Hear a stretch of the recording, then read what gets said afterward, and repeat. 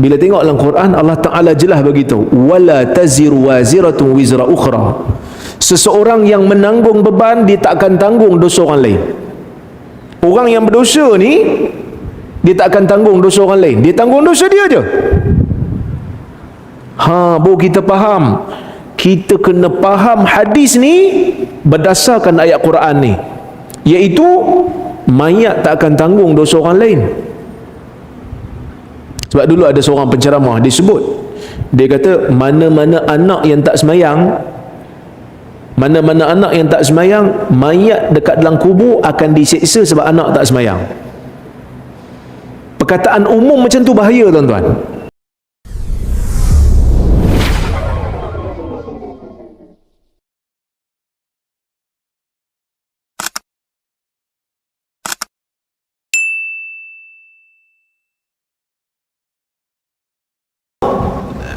Biasanya as-sunnah akan meletakkan had ataupun akan meletakkan ikatan pada lafaz mutlak yang ada dalam Quran. Tetapi ada kalanya Al-Quran boleh difahami sebagai meletakkan had dan kaitan ataupun ikatan kepada lafaz sunnah. Biasanya sunnah yang letak. Yang kita kata Allah Ta'ala suruh potong tangan tu, hadis yang kata potong sampai pergelangan ni ya. Hadis yang sebut. Al-Quran sebut mutlak, hadis datang letakkan ikatan. Ikatannya kat sini je lah, sampai sini je. Itu pun ada syarat lah. Ada syarat yang panjang, bukan semua. Dia ada dia punya harga nisab. Ni tuan-tuan boleh tengok, tanya ustaz-ustaz yang mengajar fiqh jinayat lah. Fiqh jinayah yang mengajar. Okey, tak apalah yang tu. Cuma ada kalanya bila kita baca Quran, kita akan dapati Al-Quran boleh meletakkan ikatan pada umum ataupun mutlaknya lafaz hadis. Contoh, Nabi SAW sebut, innal mayyita la yu'adzabu bibukai ahlihi alaih. Sesungguhnya mayat akan diazab dengan tangisan keluarganya ke atasnya.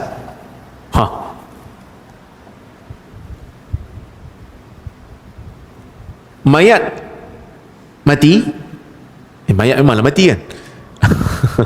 Mayat, satu orang mati jadi mayat, ahli keluarga meratap, mayat tu kena siksa. Boleh? Tuan-tuan boleh terima tak? Kita tak ada buat apa pun, kita mati, kita bukan boleh larang, kita mati. Dia meratap ni benda yang haram lah. Dia meratap, dia pukul pipi, dia koyak-koyak baju, dah jadi macam Atomic Warrior dah tengok kan, dah jadi macam organ, duk koyak-koyak baju kan. Kita bukan boleh buat apa, kita dah mati. Tiba-tiba Nabi kata mayat kena azab. Nampak macam macam tak kena je. Tengok dalam Quran. Bila tengok dalam Quran, Allah Ta'ala jelas beritahu, wala taziru waziratun wizra ukhra. Seseorang yang menanggung beban, dia tak akan tanggung dosa orang lain.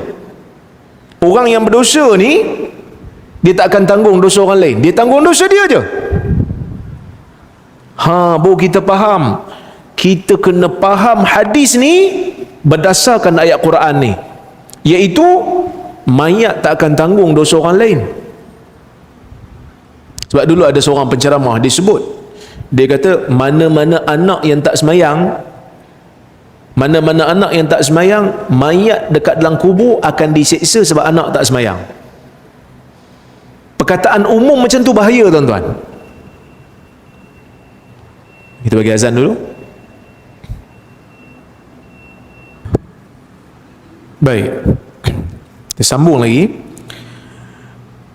Dengan ayat Al-Quran ni kita dapat faham bahawasanya seseorang yang berdosa, dia hanya tanggung dosa dia je, dia tak tanggung dosa orang lain, kecuali kalau dosa itu memang datang daripada dia. Contoh, Nabi SAW sebut, man sanna fil islami sunnatan hasanah falahu ajruha wa ajru man amila biha ila yaumil qiyamah min ghairi ayyanqusu min ujurihim syai'. Wa man sanna fil islami sunnatan sayyi'ah falahu wizruha wa wizru man amila biha ila yaumil qiyamah min ghairi ay yanqusu min auzarihim syai'. Atau kama qala, Nabi SAW sebut dalam hadis, Nabi kata, sesiapa yang menunjukkan sunnah yang baik dalam agama ni, siapa yang menghidupkan satu sunnah yang baik, maka dia akan dapat pahala bila dia amalkan benda baik itu, dan dia akan dapat pahala bagi orang yang ikut dia sampai hari kiamat, tanpa ada kurang sedikit pun pada pahala orang yang mengamalkan. Contoh tuan-tuan hidupkan satu sunnah, dan sunnah tu orang tak buat lama, orang tengok benda ni sunnah. Contohlah ustaz-ustaz yang dulu, bila dalam masyarakat Melayu kan banyak baca Yasin malam Jumaat kan. Jadi tuan-tuan mulakan sunnah, tuan-tuan cuba sebut, tuan-tuan malam Jumaat sunnahnya baca surah Kahfi. So orang follow, tuan-tuan buat, orang follow sampai bila-bila, kerana tuan-tuan yang mulakan dalam negeri tu, dalam kampung tu, akan dapat pahala sampai bila-bila selagi mana ia diamalkan.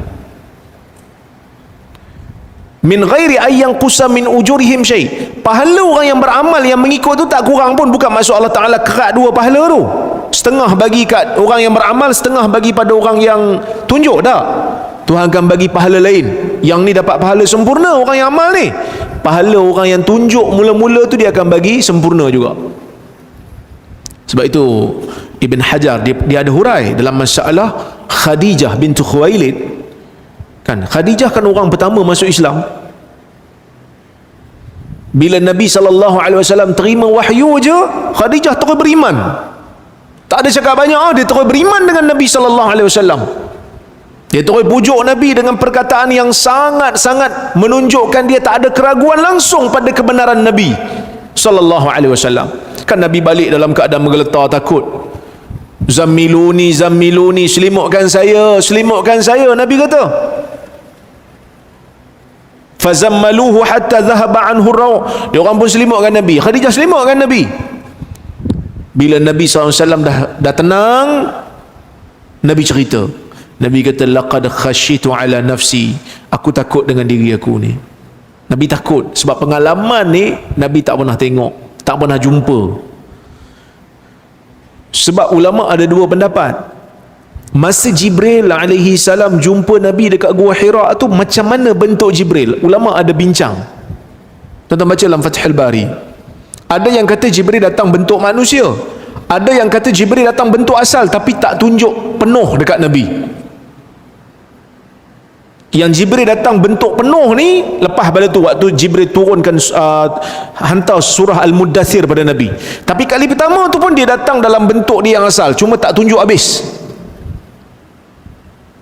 Jadi kalau itulah bentuk yang Jibril tunjuk kat Nabi walaupun tak penuh, dah tentu Nabi takut. Dah datang peluk lah tu kan, tak kenal siapa. Dia bukan datang, dia kata, ya Muhammad, saya ni Jibril, malaikat yang Allah Ta'ala hantar. Ni surat, lantikan sebagai Rasul, cukup bulan lepuh diri.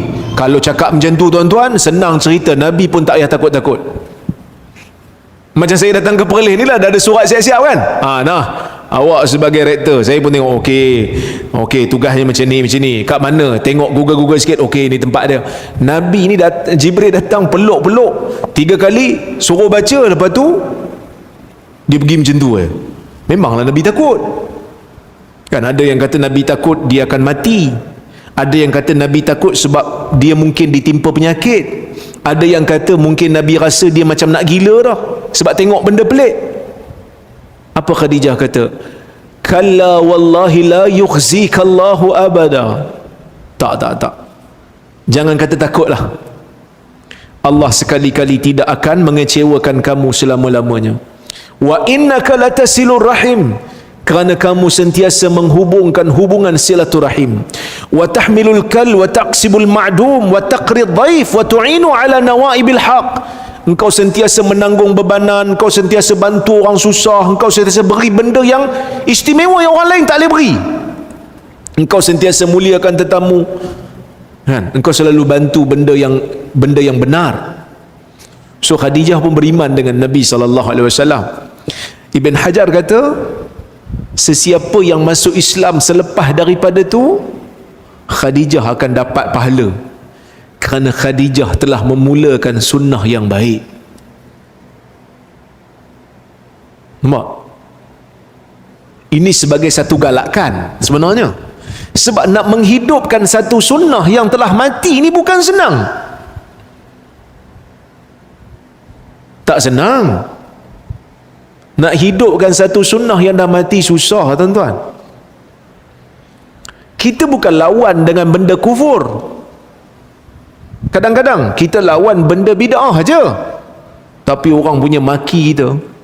Wih, padahal kita nak suruh balik pada amalan sunnah. Kita kata berhentilah zikir hu ni. Ambil zikir Nabi. Zikir Nabi sempurna. Cantik zikir Nabi ni. Doa Nabi, zikir Nabi kan sempurna. Subhanallah, maha suci Allah. Alhamdulillah, segala puji bagi Allah. Allahu Akbar, Allah maha besar. La hawla wa la quwata illa billah. Tidak ada kuasa dan tidak ada kekuatan melainkan dengan Allah. Kan cantik tu, ayat sempurna. Mereka duk bantai hu. Advance sikit, kita pun heran, ni zikir ke syok ni?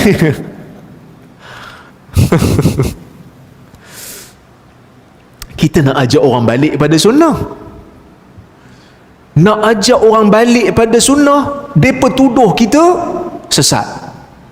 Mereka tak nak ajak orang balik pada sunnah, mereka ahli sunnah. Tak kepenin. Yang ajak orang balik pada sunnah tak sunnah, dia kata sesat. Yang tak ajak orang balik pada sunnah, saya dengar juga penjelasan tu kan, saya dengar juga penjelasan tu. Dia kata syekh ni benarkan, syekh ni. Kita nak dengar mana Nabi tunjuk benda ni. Di mana Nabi tunjuk? Kalau Nabi tak tunjuk, syekh ni kata macam tu, syekh ni kata macam tu, banyaklah pandangan-pandangan, memang banyak. Sebab Nabi pesan di akhir zaman nanti ni kita akan tengok perselisihan yang banyak. Fa'alaikum bisunnati, kamu kena ikut sunnah aku. Tu pesan Nabi. Saya tengok, ada tak Nabi amal? Tak ada, tak apalah. Saya amalan tak banyak, zikir saya pun tak banyak. Tuan-tuan, zikir kita bukan banyak. Tak tahulah kalau zikir tuan-tuan banyak, zikir saya tak banyak. Jadi alang-alang yang tak banyak ni, buatlah yang Nabi tunjuk. Tuan-tuan buka kitab Al-Azkar karangan Imam Nawawi. Begitu banyak zikir Nabi yang kita tak teramal lagi. Tak payahlah hu tu, biarlah orang lain duk buat. Hu kan, biarlah orang lain. Kita zikir yang macam mana Nabi SAW tunjuk. Alang-alang kita nak amal. Sebab ada juga yang kata, yalah kita amal semua, yang hu pun kita buat, yang sunnah pun kita buat. Kita kata masa kau buat hu tu, kau tinggal dah sunnah Nabi tu. Cuba masa yang kau buat hu tu, kau amalkan zikir Nabi. Alang-alang terisi juga dengan sunnah. Tapi macam-macam lah bagi alasan. Orang bagi alasan macam-macam. Tapi itulah saya nak kata, cabaran di akhir zaman ni bukan senang lah. Di akhir zaman ni nak ajak orang balik pada sunnah. Orang kata kita tak sunnah. Awak Wahabi, dia kata, bukan ahli sunnah. Kembalilah kepada ahli sunnah. Kita pun tanya, nak kembali kepada ahli sunnah ni macam mana? Amalkan bid'ah hasanah. Pening kepala kita. Tuan-tuan, dalam hidup kita, sekali kalau kita tak buat bid'ah hasanah, sekali pun tak pernah buat bid'ah hasanah, tuan-tuan, ahli sunnah kita tak tergugat pun. Katalah satu orang pakcik duduk betul-betul dekat kampung, jauh pada orang, dia tak pernah tahu tentang bid'ah hasanah, tapi dia tahu sunnah Nabi SAW. Ahli sunnah tak dia? Ahli sunnah dia, walaupun dia tak pernah amal bid'ah hasanah bersih Melayu, dia tak pernah buat. Bukan saya nak marah sangat bid'ah hasanah ni, memang ada bid'ah hasanah ni sebahagiannya, tapi kadang-kadang ada benda yang kadang-kadang tak terima bid'ah hasanah bukan ahli sunnah. Pelik lah. Tak buat bid'ah hasanah bukan ahli sunnah. Tak buat bid'ah hasanah, tak terima bid'ah hasanah, tak ganggu ahli sunnah pun. Tak ganggu lafaz ahli sunnah tu, kerana ahli sunnah orang yang berada di atas sunnah, bukan berada di atas bid'ah.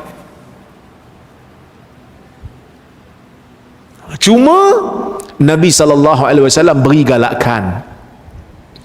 Galakkan pada orang yang nak hidupkan sunnah ni, pahala dia berterusan. Sebab apa? Sebab nak hidupkan sunnah di akhir zaman yang dah mati ni, kita berhadapan dengan cabaran. Sebab tu Nabi bagi ganjaran besar. Dia tak putus selagi mana orang beramal. Dan Nabi beri ancaman, sesiapa yang tunjuk pula benda yang tak bagus,